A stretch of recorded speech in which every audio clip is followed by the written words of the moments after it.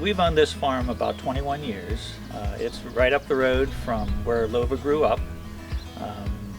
We have actively farmed it for that same period of time, and most recently, within the last 5 years, we actually moved our residence here from St. Clairsville to this location. We grow sweet corn, lots of sweet corn. When we finish planting, we'll have about 100 fields planted at different times, different varieties, different maturities. We also grow about 1,000 tomato plants. We have tons and tons of pumpkins that we raise and we sell at our farm market in St. Clairsville. We background cattle on the one farm because it's primarily fit for pasture and hay. We backgrounded 90 plus head of cattle.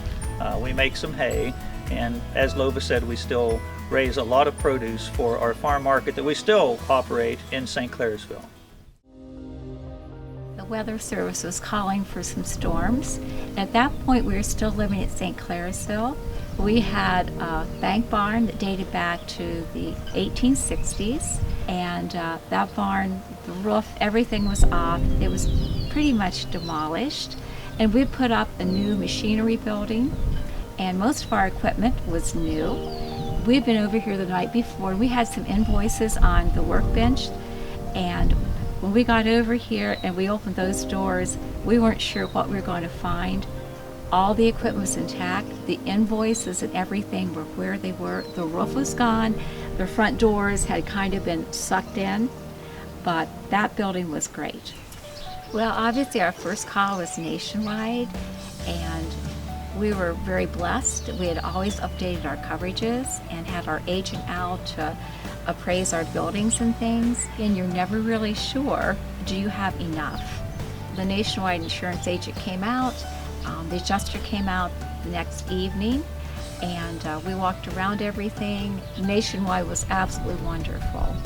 It was, what can we do to help you get up and going? We had decided the bank barn economically and for the purpose it had in our operation, it was not prudent to rebuild it. The other building, the roof was put back on, everything was handled, and with what we received for the first building, we were able to put up this new building here. We utilized every bit of space that we had available to put this building up, and it's a combination machinery hay storage building. The individuals who owned this farm before us, they were older people, they were people of means. The gentleman who owned the farm, he was a bachelor brother, and when he moved out here, there was a home out here, an older home, a century home. But when he passed away down on the farm, he had a heart attack about 8 months after he had purchased a farm.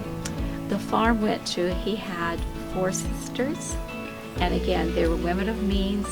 They completely redid everything on the farm. That stained glass window is in honor of the sisters and their brother. And we're just so thankful it survived the tornado. The ladies that we bought the farm off of, as Lova said, they were just wonderful people, and they provided us an opportunity when they sold us this farm.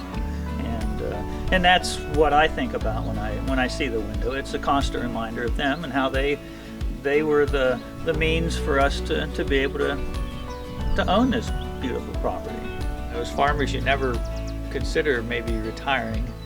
It's kind of like you spend your whole time accumulating the land that you have, the equipment and everything, and it's like you spend most of your life getting to that point. And now it's like, well, gee, what do we do with all this if we don't keep working? So we will do it as long as we can.